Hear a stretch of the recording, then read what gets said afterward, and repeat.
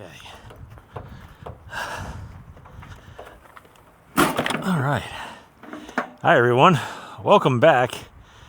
Today, I got some serious problems with my plow truck, and I can't afford a new one. So what I'm going to do is take a crappy welder, only a handful of tools, an extension cord, and a bed full of scrap metal, and see if I can fix the frame on this thing.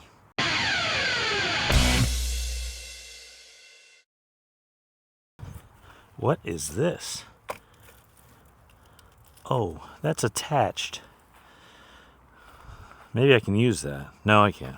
Anyway, thank you guys so much for watching. I greatly appreciate it. If you're watching this right now, that means I'm probably on vacation somewhere at some time, and I needed a video to fill the gap for the week I'm gone. We haven't gone racing yet, so that'll be coming up in a couple of weeks. However, this can't wait, because if it waits, then I'll forget about it, and then when it comes time for me to need to use it, then I can't because the truck broke in half.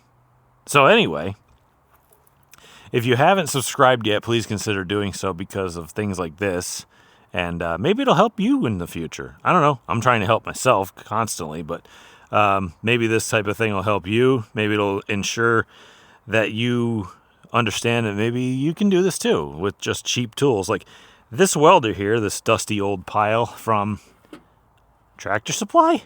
I don't know. It's probably $150. These hand tools were from Harbor Freight. I think the grinder was $50, and it came with the disc on it. Gloves are like $10. A welding helmet's like $30. You can do this sort of stuff. You can help yourself too. This is not the way you should fix things, though. I will add that disclaimer right away. Don't do things like this. But if you have to, you can at least make it down the road a few miles before it breaks in half instead of not at all. So anyway, my plow truck, it served me very well this winter. And I really needed it because I would never have been able to even get out of my neighborhood without it. I broke the plow off it at least once. I had to go buy 2 other plows just to get this thing put back together because they don't build this one anymore. And, well, let me take you for a little walk around if you've never seen this before. Now, this here is famously my $500 2000 Ford F-250 Power Stroke 7.3 4x4 with the 5-speed, by the way. See? I wasn't lying. Plow truck. It has a Curtis, I think it's a Snow Pro 3000 plow. They definitely don't make these anymore, but this is totally a New England brand. They were out of Massachusetts and ran for a good while. They made some cool stuff. I mean, they really seemed to work, but they were really heavily engineered. Like there was a piston underneath that you could flip a toggle switch and it would raise your plow up for you if you hooked it up. And you could lock it in yourself, which was really cool. And every single one of those I've ever come across has been broken because the hydraulics actually just completely die. So I've got at least 2 of these, and the hitch on this thing will only fit really early 2000s, late 90s Ford F-Series Super Duty pickup trucks. And this one is hurting pretty bad. Clearly, this is a New England truck its whole life. It's got about 240,000 miles on it, and there isn't a lot left of it.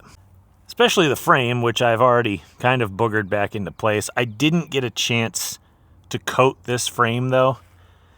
Ugh. Yeah.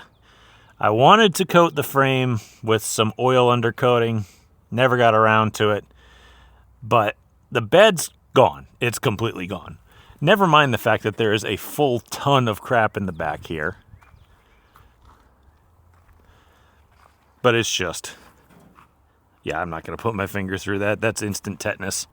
But a lot of this thing is just gone. It's a great plow truck, though. Don't get me wrong. Like, there are issues, though.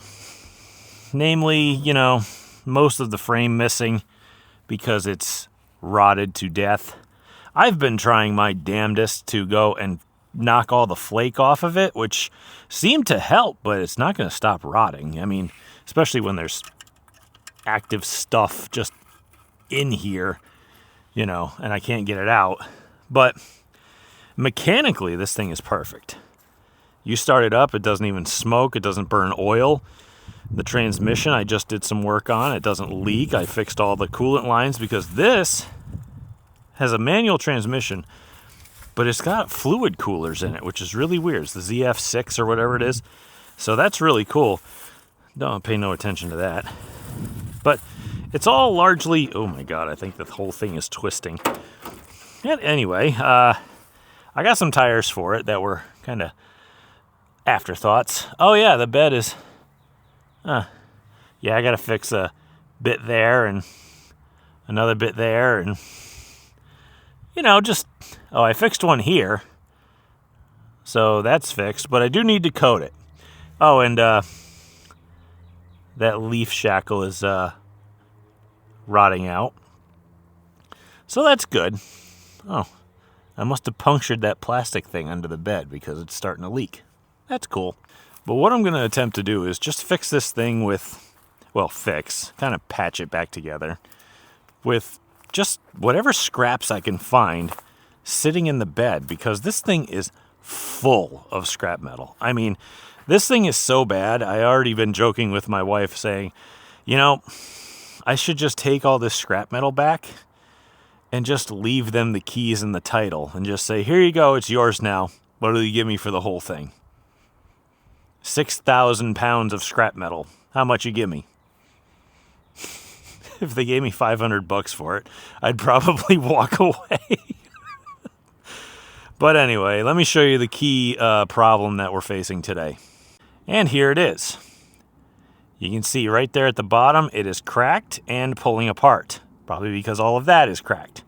So what I'm going to do is take something out of the bed of this truck, be it whatever I can find, hopefully angle iron, because I wanted to bridge that gap underneath, and plate over the top, and just fix it. Now, I've got all sorts of old race car parts and old car parts and stuff in here. Oh, that looks pretty thick up there. I don't know. We'll go take a look through here. There's brake rotors. There's old transmission cases. There's an old race car chassis in here that I cut up because it had sat outside and I couldn't give the thing away, so I just got rid of it. And I'm glad I did, because the second I cut into it, water poured out of all the pipes. So I'm like, good, that was unsafe anyway. And if all else fails, I'll just go in the shop and grab some pieces of something that might work.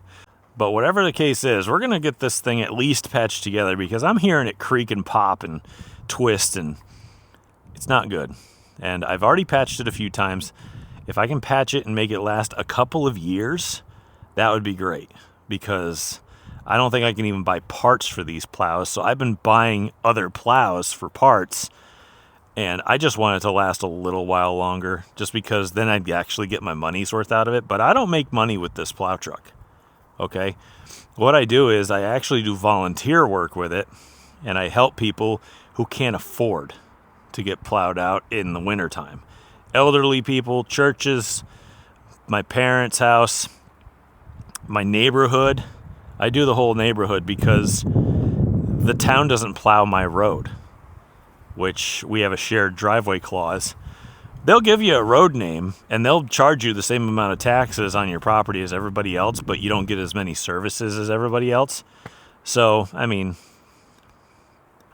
whatever. Anyway, I'm going to go take a peek and see what we can find, and we'll see if we can get started on fixing this thing, because, boy, I'd really like it to hang around a little bit, especially because I can't afford another one right now.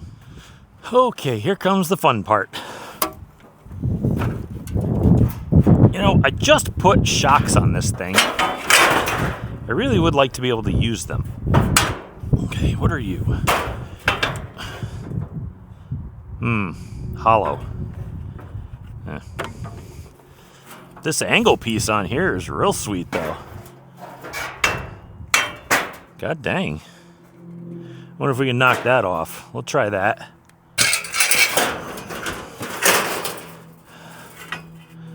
Ooh. Here's a bigger piece. We'll just put that in the maybe pile. Oh, I hope there's something left of this bumper.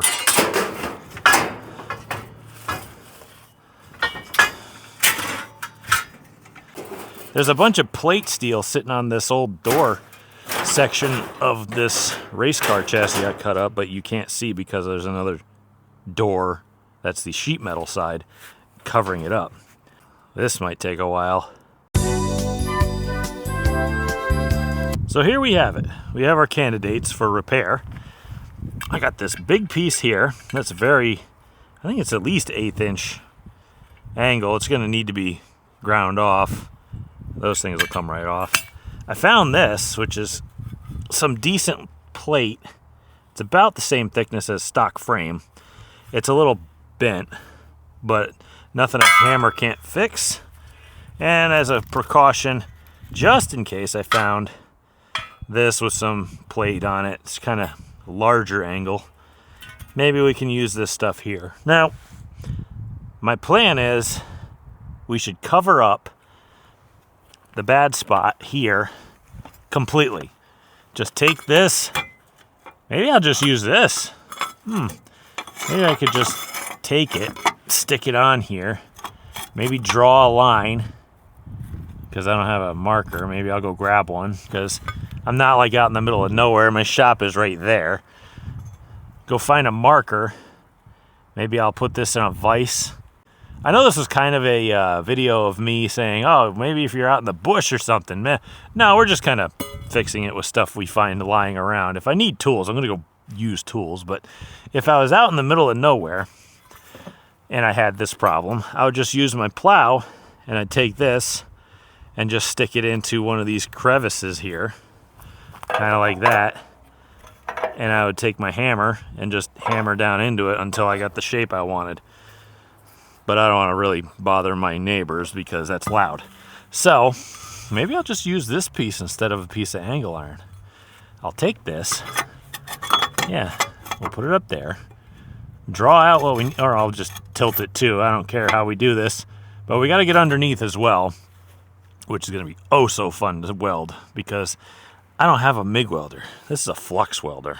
And if there's one thing that I'm really not good at, well, three things that I'm really not good at: flux welding, stick welding, TIG welding. I am terrible at all three. I can fudge a flux welder, but I can't really do anything with the other two. I'm really not good at it. So well, I'm going to grab some markers and we're going to see what we can do about that piece. Mash, mash, mash. Boy, this really gets everything to fall off your counter, huh? Oh, and the leg, that hurt. Well, after a whole bunch of not two-handed swinging and denting the heck out of it, with everything on my floor now, and not using a map gas torch, which is why I can't touch it by hand, looks like we got ourselves a piece. Let that cool off for a minute.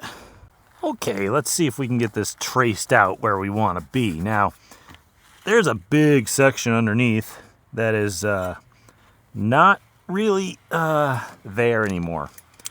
So that's why when I took this, I bent it the wrong way.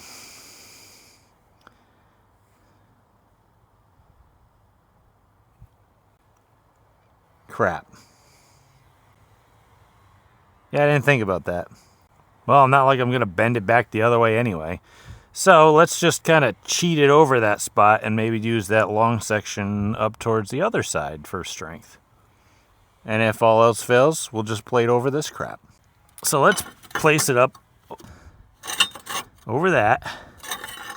Oh yeah. You know what we're going to have to do, because it's so long, we're going to have to form it. Because this is too long. It needs to have some bend to it. So, let's figure that out. There we go. That might be too much. Let's try that. Okay, let's see if that fits a little bit better. Ah, I was right. It's actually too much. So I'll just hit it on the ground here. Right on top of that extension cord. That'll be perfect. Oh, wow. Okay, so apparently bending it at all was too much.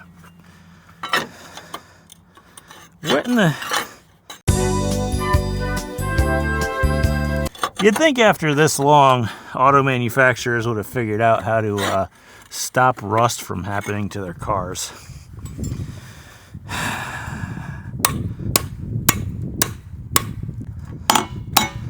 Ow. Damn it all. Alright, I guess I'll swing with my anger hand. Alright, good enough. So we'll go with that. We'll just use a lot of weld.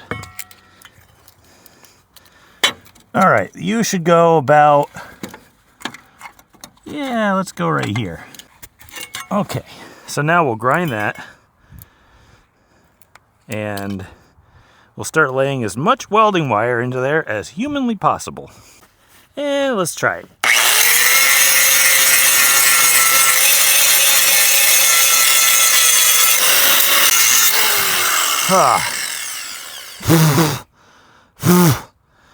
There's more rust than metal falling off of this. Well, rust is metal, right? I don't know, whatever. More rust than clean metal.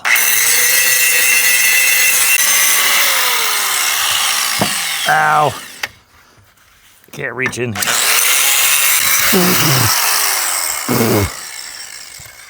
Okay. Let's get the welder prepped. So I'm taking bets at this moment on how long we all think until this welder trips the breaker, because I've got this plugged into an outdoor socket. And how much longer I'm going to be before I have to take and run the extension cord to an actual outlet in the garage. So, when you're welding stuff, and I don't know if you can see this or not, but usually on even a cheapest welder, you can open the door, or it might even be on the top, and they have recommendations for what kind of welding you're doing. It says, all right, 030 flux core wire, which is pretty much exactly what I have. What do we got here? How big is this piece of metal? It's gone. We'll just say it's 10 gauge, because I don't think it's 3/16. Max 4. So apparently there's a button that's minimum and maximum. Let's go to maximum and 4. Okay, so let's set that and see what happens.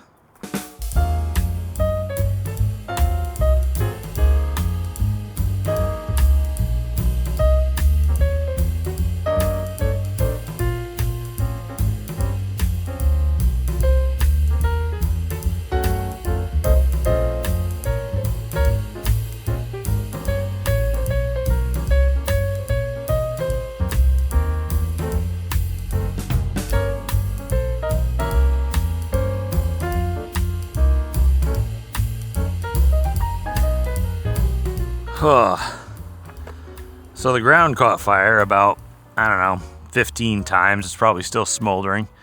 And that's boogered on as bad as you could possibly make it. And this is just the worst job I've probably ever done.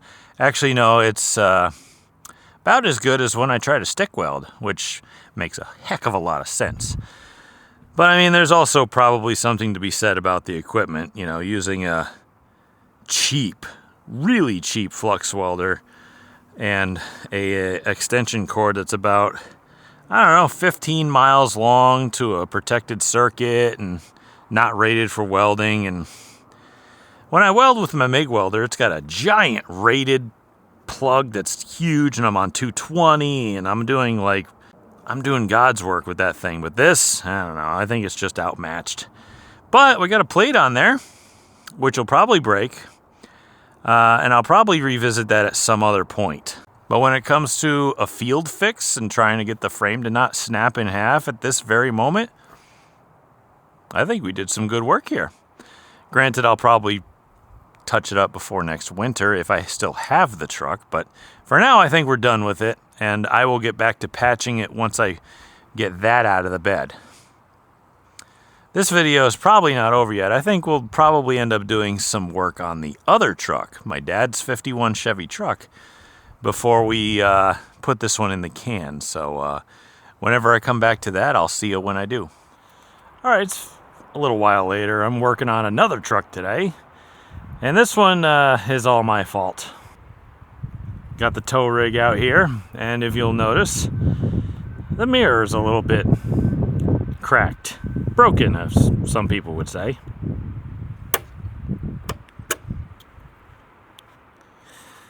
That's not the problem. That's the problem. Because I got a tow with this thing, and that's a little bit destroyed. So what I have is, I've got in the truck not only this sweet new cup holder from like TikTok shop, which is actually really awesome. I got two brand new I was gonna say stickers. No, that's just what I accidentally grabbed. Tow mirrors from eBay, and they're power mirrors, because this truck originally had power mirrors. I still have the stock over there. It's still got the wiring. It's just that I got these mirrors off a parts truck because I didn't have tow mirrors. I just had regular old passenger mirrors that didn't have the mirrors. That was a year later, but this is a 97, so they came on the 24 valves. But I got power mirrors, so they'll hook right up to whatever I got, and I should be able to put those right on.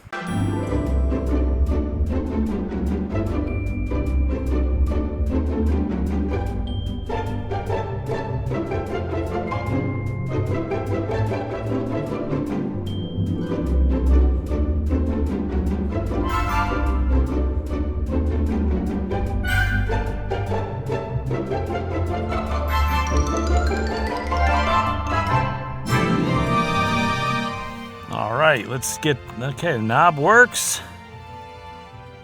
Hey, we got power moose antlers. Let's see if the other side works.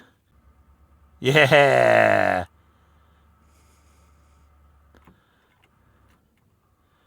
That's great. Now I can actually adjust the damn mirrors from here without having to reach over or tell my kid to roll the window down. Sweet. Again, this truck had factory power mirrors, and when you get mirrors for essentially free with a parts truck that you paid like nothing for, but they're not power mirrors, well, you just kind of use what you got, right? And they worked great. I wasn't going to buy new mirrors until I broke one. Then I was trailering home my dad's truck project parts and the trailer, and it was dark out, and I wasn't paying attention, and the headlights aren't the greatest because the truck's from 1997. And I hit a mailbox. The mailbox fared a lot better than my mirror did. It was plastic, so it just didn't even move, didn't care. Folded the mirror right in, shattered the glass. Luckily, it was cold out, so my son, who was sitting in the passenger seat, said, "Dad, you hit a mailbox," instead of, "Ow, my eyes, they're full of mirror." So that's good. All right, what else can we work on? All right, there's one more thing that I really want to work on in this video before I got to get back to work on the race car. Since I'm on vacation at this very moment, that'll have to wait. But I want to get mufflers put on to my father's truck project, and I have just the stuff to do it. Inside these boxes, if you're a long-time viewer of the channel, you have seen these before, but I will show you them again. Also, this handful of exhaust clamps that I got from AutoZone. I don't like using these on the race car, but for a road car, this is exactly what I do want, because these are pretty permanent and I don't plan on taking them off. So any bump in the road, any bridge you drive over, any railroad crossing, any pothole, hopefully that'll keep the exhaust on. And they said these are stainless. We'll test them later. But these I bought off of Temu. Look at the welds on it. Look at it inside. I'll show you the back. Yep. These are essentially Chinese knockoff Flowmasters. They're welded chamber mufflers. I think at AutoZone, when I was actually getting these, I found one muffler that was a Flowmaster that they had. I think it was a 40 series. It looked exactly like this, but with offset inlet outlet. They wanted like $120 for it. Just one. I bought both of these in one pack for $55. I don't know how you can beat that. And you know what? I've used Chinese knockoff Flowmasters before, and they sound exactly the same. I mean, it's pretty damn close. And if there's any vehicle that could use mufflers, it's that thing. Especially considering the fact that the Democratic People's Republic of Connecticut, where I currently live, is considering a bill, which is the dumbest thing in the world, that they want to fine people with loud vehicles, or excessively loud by their standards. They want to fine them upwards of $1,000, which you guarantee will not be a motorcycle in any way. I guarantee those people will get away scot-free, because they always do. They can always have just obscenely loud vehicle, but I put this truck on the road, and some Karen will complain about that instead of a Harley because their fat husband rides one. And they probably get on the back of it as well. And all the cops ride them, so they won't pull them over, but they'll pull me over in 5 seconds. Or a guy with a fart can on his, 40-year-old Honda. It doesn't matter. They're just going to pull us over, but not them. You know that's going to be the case, but I'm off my soapbox for now.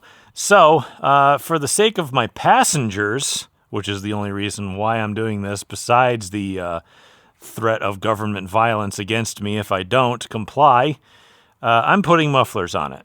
So I've got the truck put up onto some ramps for now. Hopefully I can fit under it. I'm going to show you how to do this. Now, I came out here the other day to do this, and the battery was completely dead. I mean, it was so dead, I had to put my manual battery charger on it, which I know, those are old, but I found one on the side of the road and it still worked. And get a little bit of juice put back into that battery so that my automatic charger could do it. And it took my automatic charger 2 days to get that thing charged. But I think I know why it was actually going flat. My choke wire, because I got an electric choke in this thing, and it does work. I accidentally wired that to the battery. So that was probably on the whole time. So now I just disconnected. I should have put it on the key switch, but I didn't because I was rushing to get this thing done so that I could go to work on the race car. Lesson learned. But I'm still letting the exhaust cool off. I'm going to crawl under there and show you how to mark and just kind of add mufflers into an existing system if you need to. So if you're going to add a muffler into a system, what you do is you hold it up and you mark the ends, right? You'll mark both ends, and then you mark where it's going to stop when you put it on. Like you're going to mark it here at the end, then you're going to mark it here where it stops, because you don't want the pipe to go further in on the muffler than it should, right? So you're going to put that on there, those on there, do it both sides, but you're going to cut not where the very end of the muffler is. You're going to cut it at the inner part. That outer line is going to be the marker for where you're going to slide the pipe on so it doesn't go too far in, okay? So I'm going to get to work on that and finding a wrench to tighten down my pan, because apparently I didn't, because it's leaking a little bit. And then I got to figure out where it's leaking from up here, because apparently it is. It's coming. Why is that? Maybe it's because it's on a really steep hill. It's dripping out of the back of the yoke from the rear of my transmission. The seal's perfectly fine, but the yoke is dripping transmission fluid. Go figure. All right, this nightmare's just beginning. Oh, that hurt a lot. But they're in, and they're really, really close to the transmission pan, which is going to be great for transmission temperatures. However, they're in. And I left the old mufflers in because they were welded. So now they're just resonators because they're bullet mufflers. Now let's get in it and fire it up and see how it actually sounds. So my shoulders are wrecked from this. But I got it mic'd up over there so you can actually hear it better. And we can get an honest opinion of what it's going to sound like. So, I got to hook up the choke real quick. There we go. I got metal shavings down my back. Where's the keys? Okay, I guess I don't have keys. Where they would be, I don't know. Why they'd be out of the truck, even bigger mystery. These help. Okay, let's see how this goes. All right. It's still loud.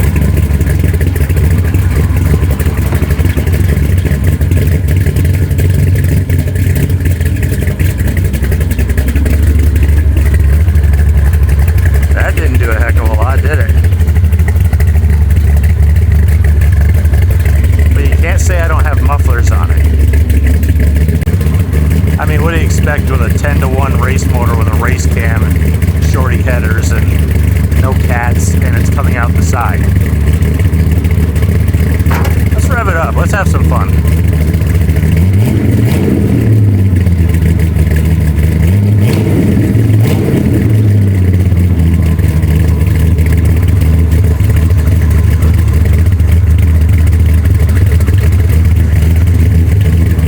Okay, it's not so bad.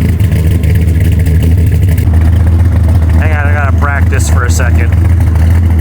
No, officer, go ahead and look under it. You'll see 2 sets of mufflers. I swear, I'm trying. Well, there we go. We got a whole mess of truck stuff done, be it whatever truck we own at this point. Apparently, I own too many of them, so it is what it is. Anyway, so we got some stuff booger welded onto the plow truck so that it won't completely snap in half at the moment. We're going to have to go over that again with a real welder if we have any hope of that thing living for any other measurable amount of time and being useful to us, or else I'm going to be buying another truck, which I don't want to do. We got new tow mirrors, power tow mirrors, put onto the actual tow truck, and that's going to come in real handy, especially when we're not towing and my wife or somebody needs to borrow the truck. Instead of leaving it in full-on moose antler mode, we can take those down and not look like a tool. And they can adjust the mirrors to their liking instead of having to live with whatever I have because I'm a foot taller than them.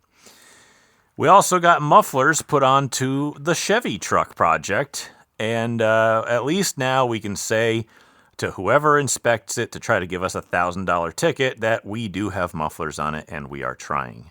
And I do say mufflers plural because there are 2 sets of mufflers on it, so they can really not bitch about it. Either way, at least we're trying. But guys, thank you so much for watching and hanging in there with me. I greatly appreciate it. I know this was a little bit out of the ordinary because we've shifted over into racing content.